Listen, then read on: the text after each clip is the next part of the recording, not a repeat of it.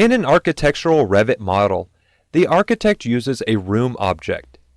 These elements describe a room in a building and have many parameters describing a room that are really of no interest to the MEP design team.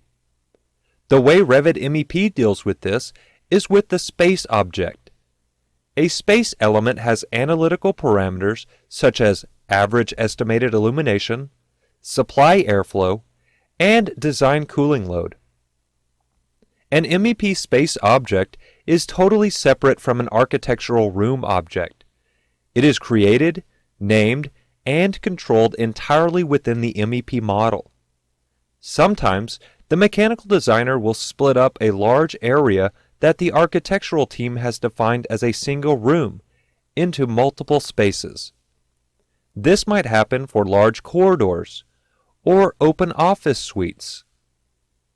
A space element is essentially a database or container for mechanical and electrical analytical information. Let's take a closer look at what information is included within a space. In this model, there is one space created, Space 1. I'll select this space.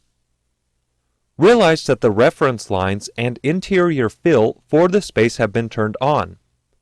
If they have not been turned on, you can select the space by moving the cursor around the space tag or exterior boundary until the space reference lines highlight. Once they do, click to select the space. Looking in the Properties palette, we can see all the instance properties for a space. There are approximately 40 parameters for a space, and they are all instance properties. As you can see, the Edit Type button in the Properties palette is not available. Also, note that a space has other envelope information associated with it as well. This information is not visible to us in the Properties palette, but is instead part of the heating and cooling load calculation engine. As you can see, numerous fields are read-only and are grayed out. These fields are not editable by the user, but they are instead calculated, or they reference other parameters in the model. In some cases, these parameters are populated by external analysis engines. All of these fields are significant, and it is important to understand each one. Let's start in the Constraints section. The level indicates the base level at which the space is located. The upper limit is the top level of the space. This can be the same as the level, and then you can specify a limit offset to change the height of the space. You can also use the base offset parameter to change the base elevation of the space. These parameters help define the vertical limits of the space and also control the volume of the space. These parameters are very important when you are working with the Revit load engine or exporting a GBXML file.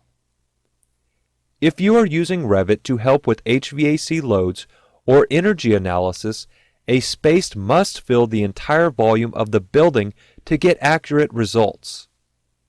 You can have the space extend to the next level or just to the ceiling, and then create another space for the plenum area. Either way, you want to have spaces fill the entire volume. In the electrical lighting section, the average estimated illumination is calculated based on the amount of light from each fixture and the area of the space. The room cavity ratio is also calculated based on the room cavity height, lighting calculation work plane, and lighting calculation luminaire plane.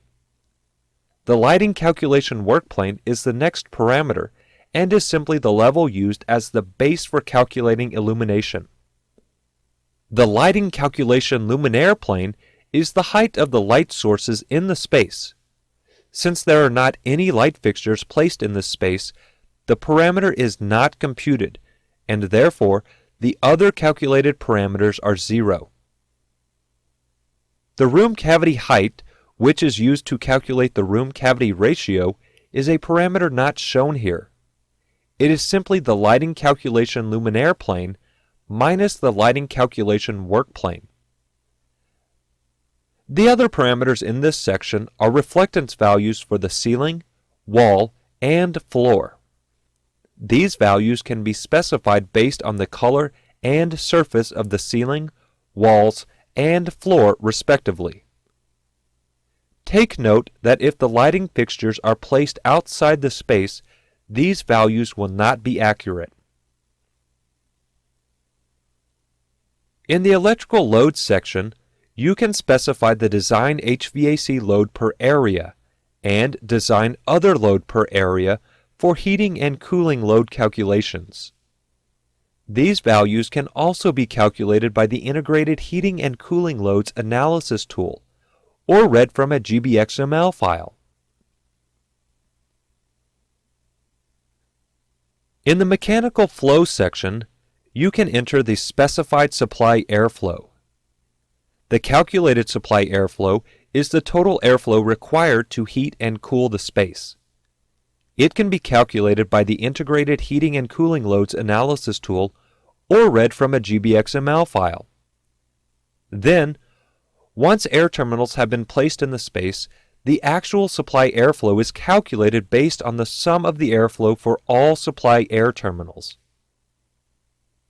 When you click in the Return Airflow Value field, you can expand the drop-down and select one of the following options to determine how the return airflow is calculated. Specified activates the specified return airflow parameter, and then you can enter the return airflow.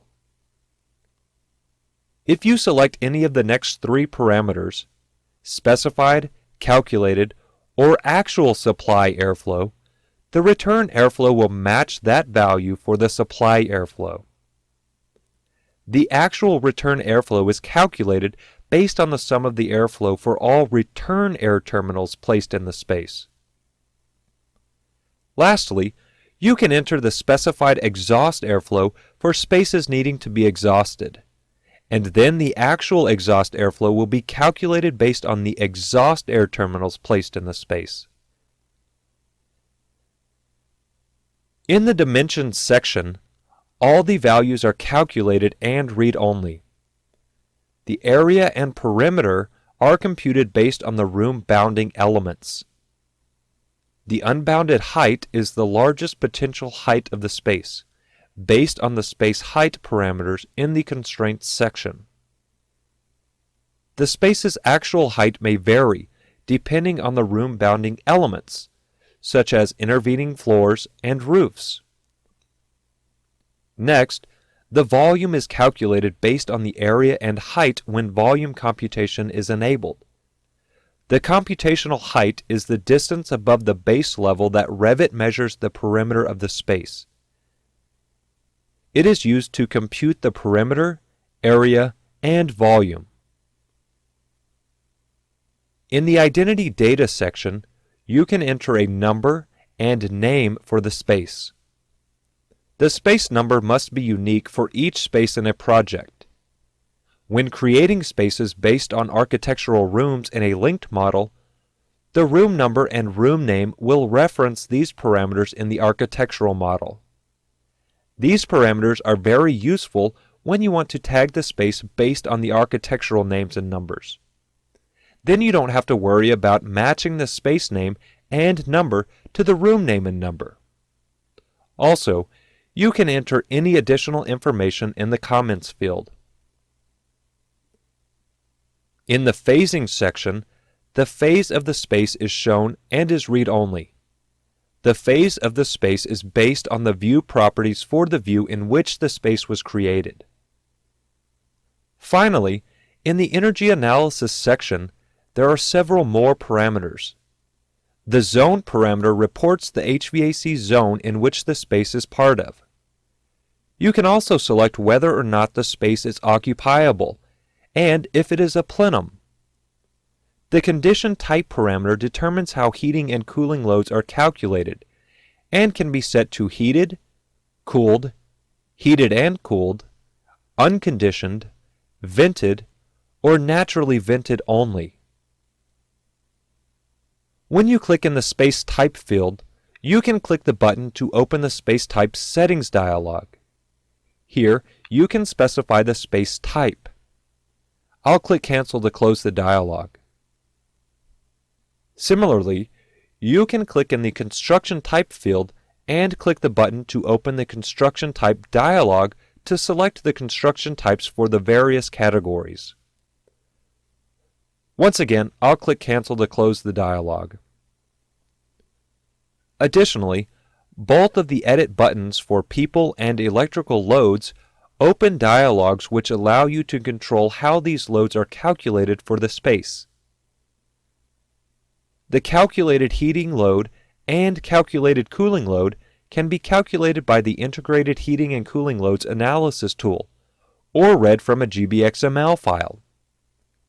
And the design heating load and design cooling load can be specified, calculated, or read from a GBXML file.